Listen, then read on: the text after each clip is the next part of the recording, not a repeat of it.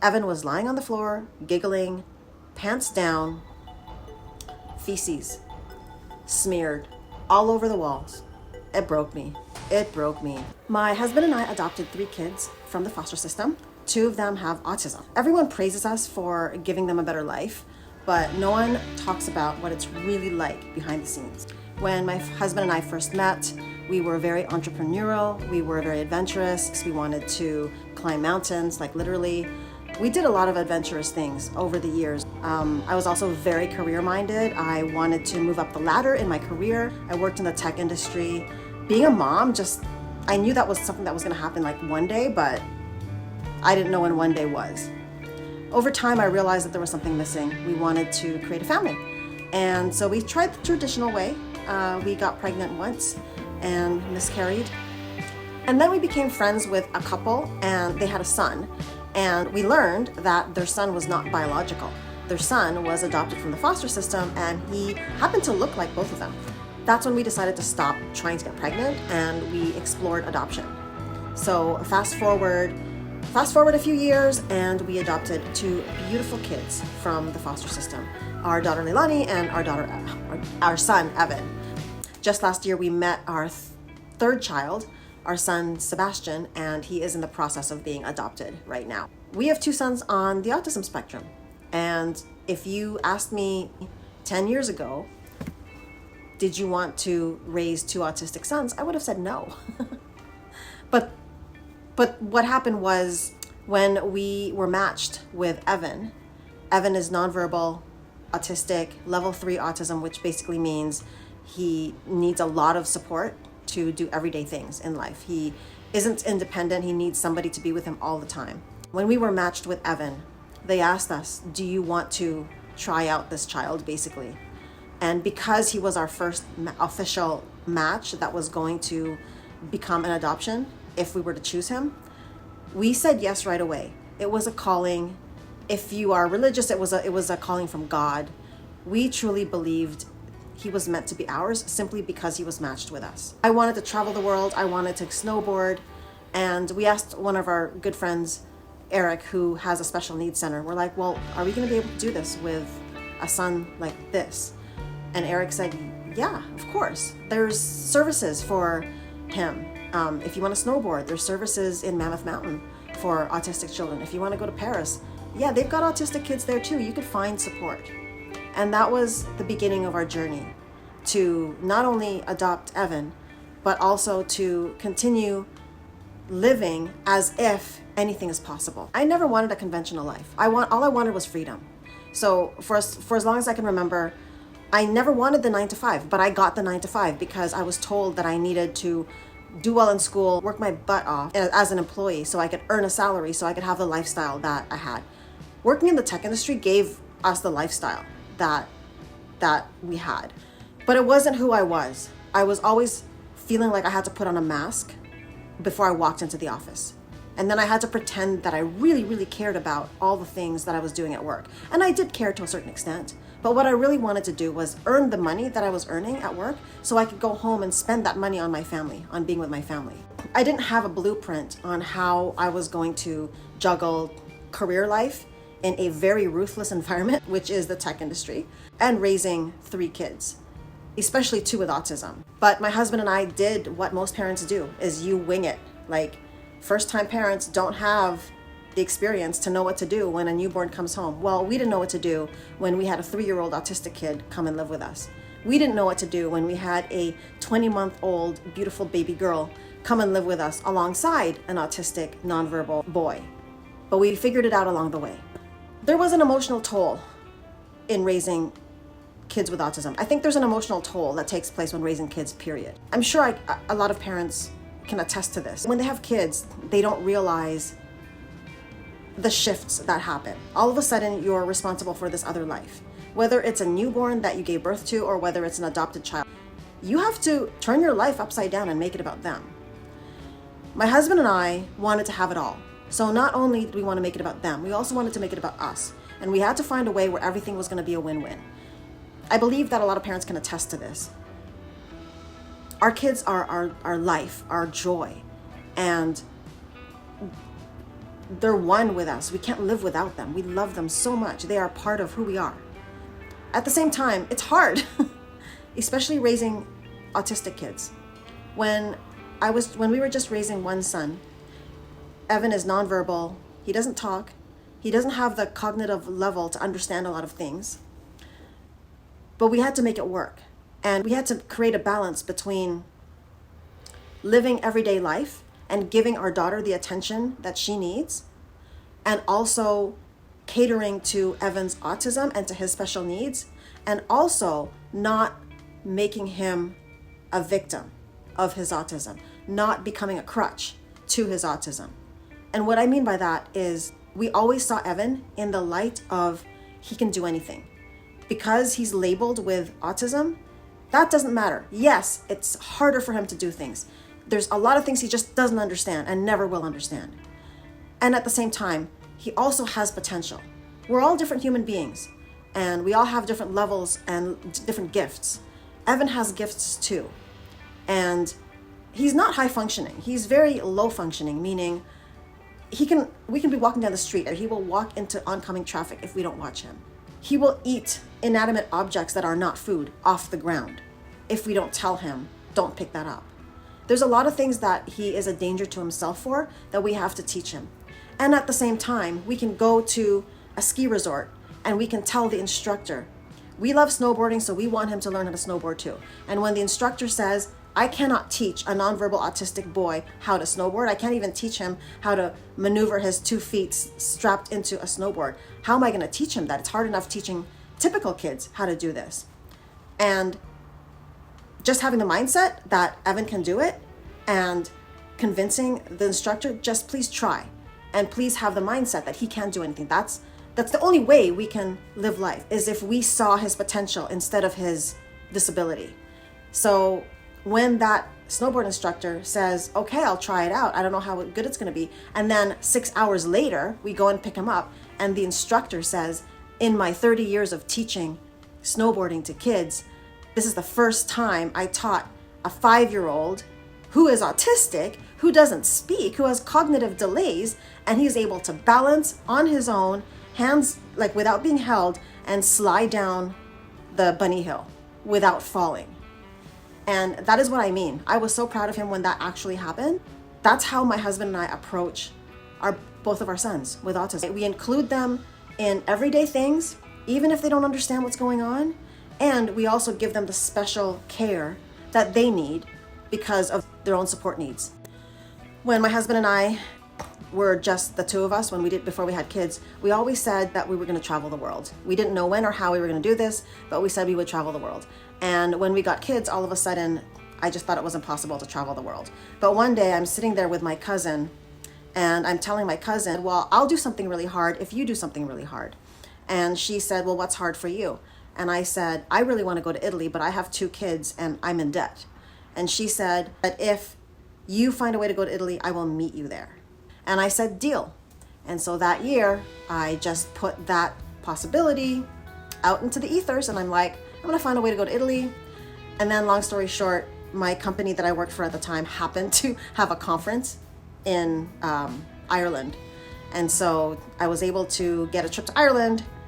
And then my husband and my 2 kids came with me. Of course, we had to pay for their flights. And when we were in Ireland, I looked into tickets to Italy from Ireland, and they were super cheap, of course, because it's in Europe. And when I realized, oh my gosh, we're actually going to go to Italy, called up my cousin and I said, hey, we're going to go to Italy. And then she met us there. That's when I realized, hey, we could travel with our kids. Why it was so difficult to travel with our son was because we put him on a very strict diet and a very strict supplemental schedule. And that also included detoxing him. So we had this foot bath that we used to use on him every single morning.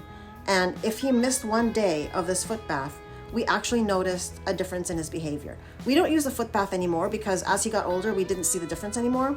But when he was younger, he needed this foot bath. 2 kids, we had to figure out how to bring that foot bath with us to Europe and then travel. So we did. I ordered collapsible containers. We did all that. When there's a will, there's a way. Traveling abroad for the first time with an autistic boy, we had to inform everybody that he had autism. He's a smiley boy. He'll walk around and he'll smile, and then if he really likes you, he'll go and he'll start stimming on you by like doing this to your head. Maybe sometimes he'll try to hug you. Anyway, we had to inform people that he had autism, and it was fine. Everybody was friendly about it. There wasn't one person that was angry. First time on a plane, he giggled the whole time, and now being on a plane, he's a pro now. As far as routines are concerned, we didn't have a routine when we traveled, and so when we were still home, we actually created the lack of a routine at home, and that was my son's routine. He was used to the unpredictable, but I have to say that we had to work him up to that, because he would, if he would wake up every morning and expect breakfast. Well, there were mornings when we woke up and we didn't give him breakfast because we had to like pile into a cab and get to the airport, and he didn't like that. But over time, he became okay with it because he learned to trust that he was going to get breakfast at some point. It was either going to be at home, or it was either going to be in the cab, or it was going to be at the airport. So it was just something that we had to, he didn't like it at first, but we didn't give in to his tantrums. Of course, if he was in pain, then we would, we would take care of him. But if it was just a tantrum because it was something that he didn't expect, we allowed him to work through that. And we worked through it by allowing him to tantrum, always reminding him that he was going to get what he needed when we got to the airport or when we get into the car. I want to talk about some sensory triggers. So Evan has a lot of food sensitivities because he has texture sensitivities. So he doesn't like any food that's a certain moist texture. He doesn't like noodles, but he likes pasta. Like he doesn't like ramen noodles. But we have to deal with his sensory issues as we go. When we go to a new country, there are very specific things that he needs in his diet. He needs high level of protein. He needs some fiber. He needs his vegetables. But the most important thing is the protein. And if we give him just carbs, even if it's just vegetables, we see the difference in his behavior. He needs the protein to balance him out, to keep him stable. He's also on a gluten-free diet. He's not allergic to gluten, but when we've accidentally given him gluten in the past, we've seen the behavior change in him, and it's pretty erratic. So we avoid gluten at all costs. We bring our own protein powder from home, which is all vegan, organic, plant-based, and he loves it. When there's no protein available, we either go to a local grocery store, and I'll buy deli meats or sausage or something that I could bring with me that won't perish in the next hour. And then if we go to a restaurant and there's nothing there for him to eat, I will feed him his own meal outside of the restaurant. And we always tell the restaurant that we have a special needs son that needs specific foods, and they're always accommodating. When we first adopted our kids, and we accepted and adopted Evan because of Evan. It had nothing to do with autism. He came with autism, and so we were okay with that because we were going to accept Evan no matter what he came with. And that's how we approached and saw the whole autism thing with Evan. And we're feeling the same way about Sebastian. Sebastian has level 2 autism. He is verbal and he's a lot higher functioning. And when we were told that he also has autism, the social workers were very, very careful about making sure that we were going to be okay with adopting a second child with autism. And we were like, dude, you don't know us. When we're matched with a child, and when we already say we want to expand our family, we're 100% committed to expanding our family. And you match us with a child, I don't care what color his skin is, what color his hair is, whether he comes with autism or some other disability.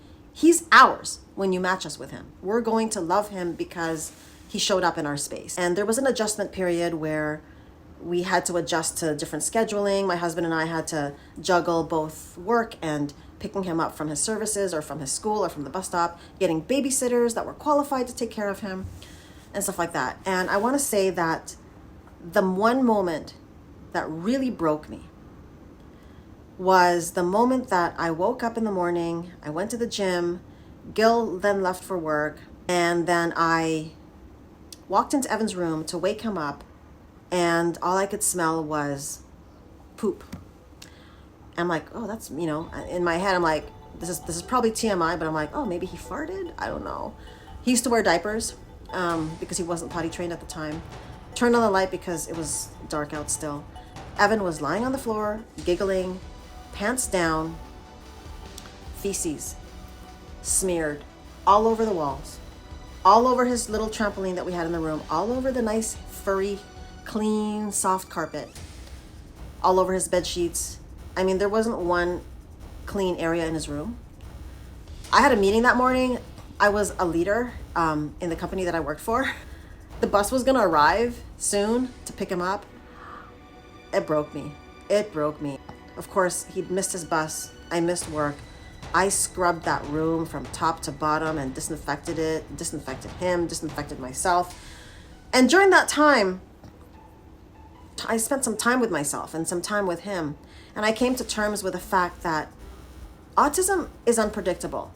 But what autism taught me and what my son taught me at that moment was that everything is unpredictable. We cannot predict what's going to happen in our lives. We are so delusional as human beings to think that we know what's going to happen the next day.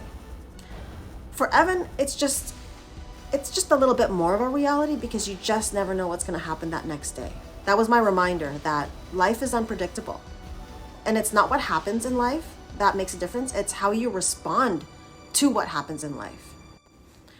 A lot of people say to us, you guys are so amazing because you are saving these children, and wow, you guys are amazing, stuff like that. Sometimes it doesn't sit well with me when people say that. They mean well, and I'm grateful for that. It doesn't sit well with me because I actually don't think that I'm amazing for adopting them, and my husband feels the same way. I feel like they're amazing for adopting us. They could have any parent in the world, and they could have any family in the world, and they chose us. I mean this kind of spiritually. We could have continued to go the traditional route and had children the traditional way, but I would not change the family that we created for anything. It was meant to be this way. I think it goes both ways. I think they are lucky to have us, and I think we're lucky to have them too. They are resilient, beautiful, open-minded kids, and they've all adapted so well to the lifestyle that we have, and they've helped us create the lifestyle that we have. They love the traveling, they love the homeschooling, they love the unconventional adventures that we take. I think a lot of people glamorize the idea of saving kids by adopting them. I don't see it that way at all. I honestly don't think there's anything to be admired. I think what should be admired is watching them thrive even when things don't fit their way of being properly. Evan especially has had to learn to adapt, to live in a world and to be in a world that doesn't fit his sensory needs, his neurological makeup. I really believe that we can all adapt. It's just much harder for some than others because we're organic creatures. So if there's anything to be admired, it's that my sons work so much harder, I believe, than a typical person in being able to live and succeed in this world. We are a family of 5 and we're raising 2 autistic sons. We love to travel, do a bunch of different adventures. We like doing unconventional things. And if any of our story has resonated with you, please like the video, follow us, leave us comments, suggestions, questions. We hope that maybe the things that we do and the way we approach life can inspire you. And if it does, let us know. Thank you.